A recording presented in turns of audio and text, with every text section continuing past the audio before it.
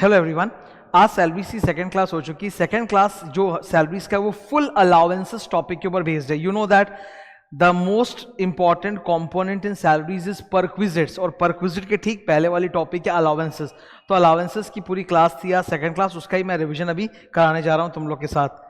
ये 2 पेज है और फटाफट रिविजन हो जाएगा, सारे इंपॉर्टेंट पॉइंट्स है, ठीक है। अलाउंसेस क्या होता है? Allowances are fixed monthly payment, मतलब जो हर महीने की 30 तारीख को सैलरी मिलती है ना, उसी के अंदर अलाउंस का पैसा जोड़ा हुआ रहता है। ओके, अलाउंस का पर्पस क्या होता है? 2 पर्पसेस हो सकते हैं। पहला, to meet the personal expenses, अगर आपको आपके पर्सनल एम्प्लॉय के पर्सनल एक्सपेंसेस को मीट करने के लिए दिया जा रहा है, वो भी अलाउंस है। या फिर it can be with respect to office expenses, office expenses के लिए भी हो सकता है। पर्सनल एक्सपेंस के लिए कोई एग्जांपल दे दो, DNS allowance, children education allowance, वो पर्सनल है। ऑफिस एक्सपेंस रिलेटेड कोई अलाउंस है क्या? हाँ है ना, conveyance allowance, travelling allowance, uniform allowance. Next, आप अलाउंस के पैसे को खर्च करो या मत करो, कंपनी आपको, बॉस आपको, एम्प्लॉयर आपको जरूर देगा। सो एम्प्लॉयर को फर्क नहीं पड़ता कि आप खर्च कर रहे हो कि नहीं, वो आपको जरूर अलाउंस का पैसा देता है, ठीक है। हाउएवर इनकम टैक्स लॉ को फर्क पड़ता है। इनकम टैक्स लॉ अलाउंस में एग्जेम्पशन तभी देता है जब एक्चुअली आप खर्च कर रहे हो, वरना नहीं देता है। Now income tax law grants exemption not in respect of all allowances but in respect of some allowances. सारे अलाउंसेस का एग्जेम्पशन नहीं है, कुछ कुछ अलाउंसेस है केवल जिनमें कुछ एग्जेम्पशन होता है, ठीक है। हमें ध्यान किस पे देना है? We don't have to focus on those allowances which are fully taxable, we have to focus on those allowances which are having some kind of exemption, whole और पार्शियल एग्जेम्पशन। इनका जो एग्जेम्पशन देने का स्टाइल है ना, वो 3 है। Number 1 है फॉर्मूला बेस्ड एग्जेम्पशन, सबसे खतरनाक यही है। ये एचआरए में होता है, हाउस रेंट अलाउंस में ना, इन्होंने एक फॉर्मूला बना रखा है, 3 चीजें निकालो, उसमें से जो लोअर है उतने का एग्जेम्पशन, सो वो सबसे खतरनाक है। सेकेंड एग्जेम्पशन इनका होता है फिक्स्ड अमाउंट बेस्ड एग्जेम्पशन, जहां आपके एक्चुअल एक्सपेंडिचर के अमाउंट से हमें मतलब नहीं है, एक्सपेंडिचर होना चाहिए पर कितना होना चाहिए उससे कोई फर्क नहीं पड़ता, आपको एक फिक्स्ड अमाउंट का एग्जेम्पशन मिलेगा। इसका सबसे बेस्ट एग्जांपल है चिल्ड्रन एजुकेशन अलाउंस, ठीक है। मैं चिल्ड्रन एजुकेशन अलाउंस को लेकर तुम्हारे सामने 2 एग्जांपल रख रहा हूं, ध्यान से सुनना। 2 एम्प्लॉइज है कंपनी में, दोनों को सेम सैलरी मिलता है, same children education allowance company की तरफ से मिलता है। एम्प्लॉय नंबर 1 के बच्चे नहीं है, तो गवर्नमेंट उसको कोई कंपनी को फर्क नहीं पड़ता, कंपनी तो उसको फिर भी अलाउंस देगी। अब गवर्नमेंट बोलती है कि अगर आपके बच्चे ही नहीं है तब आपको चिल्ड्रन एजुकेशन अलाउंस में कोई एग्जेम्पशन नहीं मिलेगा। दूसरा एम्प्लॉय है, उसके 2 बच्चे हैं, तो उसको चिल्ड्रन एजुकेशन अलाउंस में एग्जेम्पशन मिलेगा, जो होता है 100 रुपया पर मंथ इंटू पर चाइल्ड इंटू 12 मंथ्स, वो उसको एग्जेम्पशन मिलेगा। दूसरी चीज आप समझो, यहां पे जो एग्जेम्पशन मिलता है वो फिक्स्ड अमाउंट का है, इररेस्पेक्टिव ऑफ कि आपका एक्चुअल खर्च क्या है। जैसे इस एग्जांपल को देखो, कंपनी एजुकेशन अलाउंस कितना दे रही है? 150 रुपया पर मंथ पर चाइल्ड, ठीक है। एक्सपेंडिचर कितना लग रहा है? लेट अस से 80 rupees per month. Company employ को 150 रुपया पर मंथ पर चाइल्ड देती है अलाउंस का, और उसका एक्चुअल खर्चा कितना? 80 रुपए। 80 रुपए से कोई मतलब नहीं है, गवर्नमेंट उसको 100 रुपए का एग्जेम्पशन देगी, तो एग्जेम्पशन कितना मिलेगा? 100 रुपए का।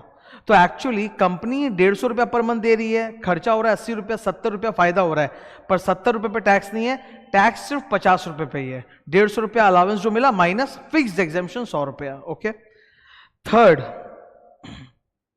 एक्चुअल एक्सपेंस बेस्ड एग्जेम्पशन, कि आपका एक्चुअल खर्चा जो हुआ उतना एग्जेम्पशन मिलेगा।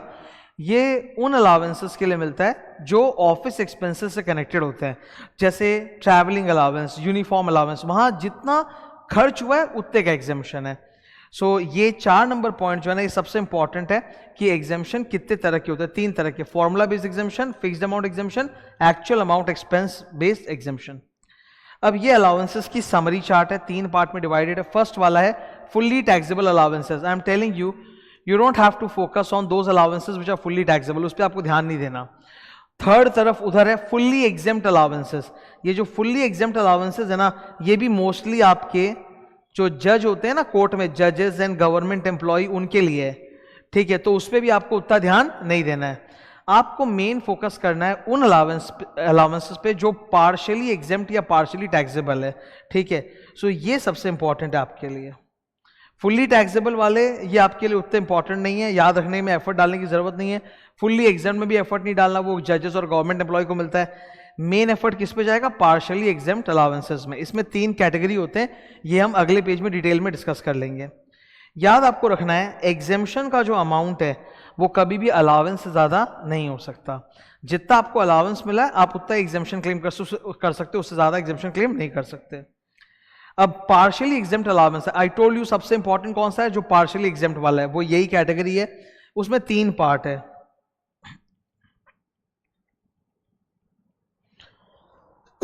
Sorry, A B C. Number A, section number 10 का 13 है, इसमें किस चीज से अलाउंस है, हाउस रेंट अलाउंस। फॉर्मूला उसका होता है 3 चीजें होती है, उसमें से लोअर लेना पड़ता है। हाउस रेंट अलाउंस नीचे अपने डिस्कस करेंगे, सी बिलो।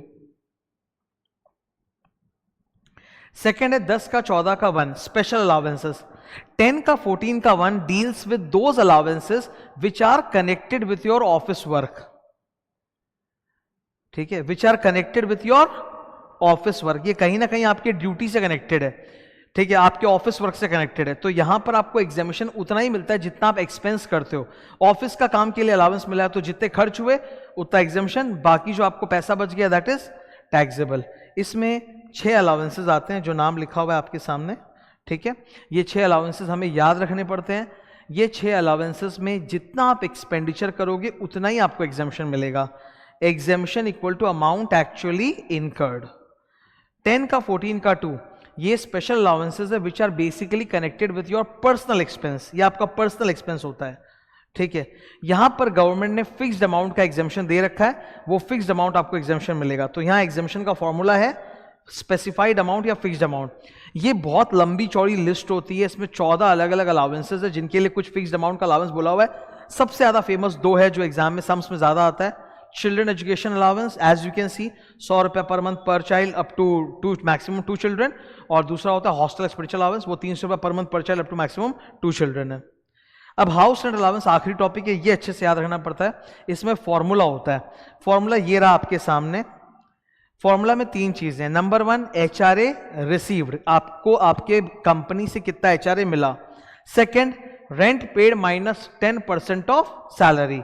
सैलरी का यहां पे फॉर्मूला होता है BD1C, बेसिक सैलरी, D1 मतलब DNS allowance that forms part of your retirement benefits, and C commission based on fix percentage of turnover. तो रेंट माइनस 10% ऑफ सैलरी। और तीसरा क्या है, 50% ऑफ सैलरी। अगर आप 4 शहर ऐसे हैं, दिल्ली, कोलकाता, मुंबई, चेन्नई, इनमें रहते हो तो 50% है, वरना 40% है। यहां पे भी सैलरी लिखा है, सैलरी का वही मतलब है BD1C। सबसे ज्यादा दिक्कत स्टूडेंट को यही होता है कि उसको एचआरए का फॉर्मूला याद नहीं रहता कि एचआरए में 3 चीज निकालो, उसमें से जो लोअर है वो एग्जामिशन है। तो याद कर लो प्लीज, नंबर 1 एचआरए रिसीव्ड, क्योंकि जो मिला है उससे ज्यादा एग्जामिशन तो को मिल ही नहीं सकता। बहुत सारे एग्जामिशंस के फॉर्मूला में 3-4 पॉइंट होते हैं, उसमें पहला पॉइंट हमेशा यही होता है कि आपको एक्चुअल अमाउंट कितना मिला, बिकॉज जितना आपको मिला है उससे ज्यादा एग्जामिशन तो हो ही नहीं सकता। तो पहला है एचआरए रिसीव्ड, दूसरा rent paid minus 10% of salary, तीसरा है 50% या 40% ऑफ सैलरी। उसको लेके मैंने कुछ नोट्स भी दिखे हैं, देख लो। अगर आप रेंट का एक्सपेंडिचर बियर करते हो तब तो आपको एग्जामिशन है, वरना नहीं है। जैसे आप अपने ही घर में रहते हो या आप अपने मम्मी पापा के घर में रहते हो, कोई रेंट का खर्चा नहीं है, तो आपको एग्जामिशन नहीं मिलेगा। तो जब तक आपका रेंट का एक्सपेंडिचर नहीं हो रहा तब तक एग्जामिशन नहीं। It is just like children education allowance. अगर आपके बच्चे नहीं है तो आपको चिल्ड्रन एजुकेशन अलाउंस में 100 रुपया पर मंथ का एग्जामिशन नहीं मिलता। वैसे एचआरए में अगर आपका रेंट का खर्चा नहीं लग रहा है तो आपको एग्जामिशन नहीं मिलेगा। सैलरी का मतलब क्या होता है यहाँ पे, BD1C basic, DA forming part of salary, and commission based on fix percent of turnover.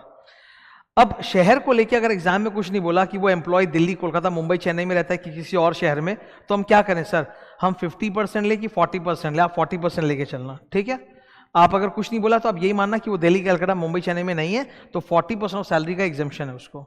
HRA purposes के लिए salary is always computed on due basis. चाहे अलाउंस में हाउस रेंट अलाउंस हो, चाहे परक्विजिट में रेंट फ्री अकोमोडेशन हो, दोनों में सैलरी ड्यू बेसिस पे ली जाती है। So that was the summary discussion on allowances आज का 2nd क्लास में। ठीक है, थैंक यू।